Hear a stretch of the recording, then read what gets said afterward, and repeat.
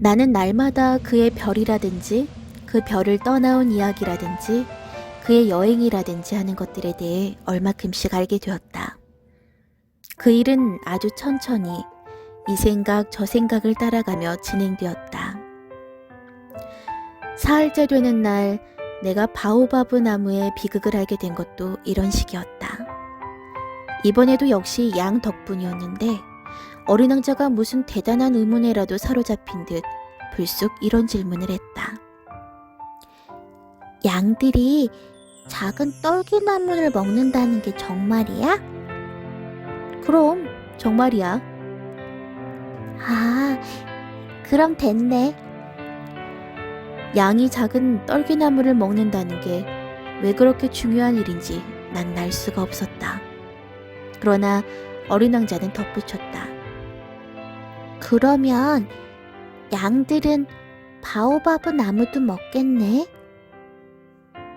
나는 어린 왕자에게 바오바브 나무는 작은 떨기나무가 아니라 교회당만큼 커다란 나무이며 코끼리 한 부대를 몰고 간다 해도 바오바브 나무 하나를 해치우기 힘들 것이라고 일러주었다. 코끼리 한 부대라는 말에 어린 왕자는 웃었다.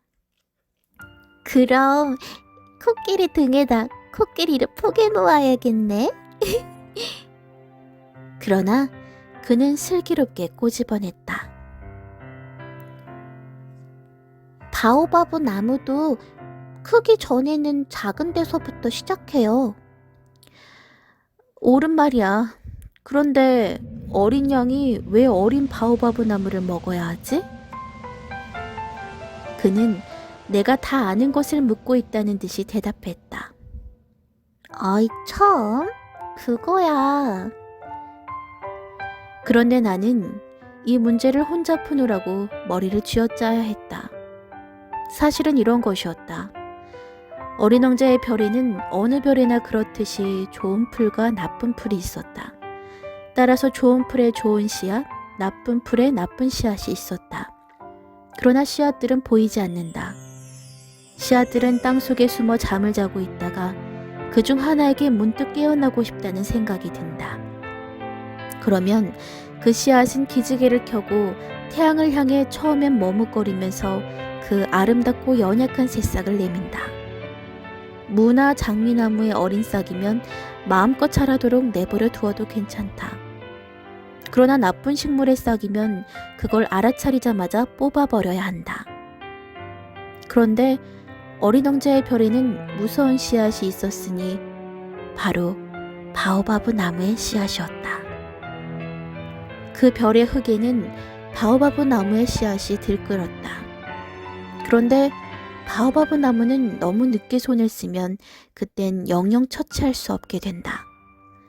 나무가 온 별을 다 차지하고 그 뿌리로 별 깊숙이 구멍을 뚫는다. 게다가 별은 너무 작은데 바오바브 나무가 너무 많으면 별은 터져버린다. 그건 규율의 문제야.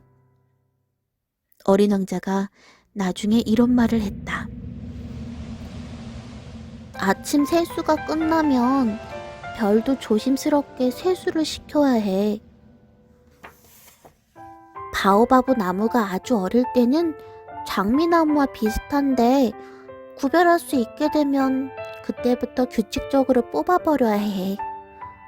아주 귀찮은 일이지만 아주 쉬운 일이야. 그리고 하루는 나에게 아름다운 그림 한 장을 그려서 우리 땅에 사는 어린이들 머릿속에 그걸 새겨놓게 하라고 권했다. 어느 날 그 애들이 여행을 하게 되면 그게 도움이 될 거야. 이따금 할 일을 뒤로 미뤄두었다고 해서 별 걱정은 없겠지만 그러나 바오바브 나무의 경우라면 반드시 큰 난리가 일어나고 말아. 난 게으름뱅이가 살고 있는 별 하나를 아는데 작은 나무 세 그루를 소홀히 한 게 그만. 그래서 나는 어린 왕자의 지시에 따라 그 게으름뱅이의 별을 그렸다. 나는 도덕선생 같은 말투를 별로 좋아하지 않는다. 그러나 바오바브 나무의 위험을 사람들이 너무 모르고 있고 길을 잃어 소행성에 들어가게 된 사람이 있다면 너무 큰 위험을 겪을 것 같기에 내 신중한 태도에 한 번만 예외를 두어 도덕 선생님처럼 말하기로 한다. 어린이들아, 바오바브 나무를 조심해라.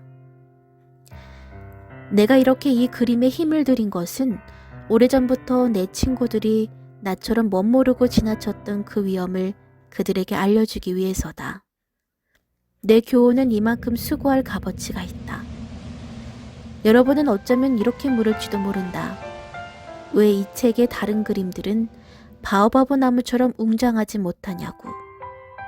대답은 아주 간단하다. 나는 애써 그렸지만 성공하지 못했다. 바오바브 나무를 그릴 때는 위급한 마음에 그만 힘이 솟았던 것이다.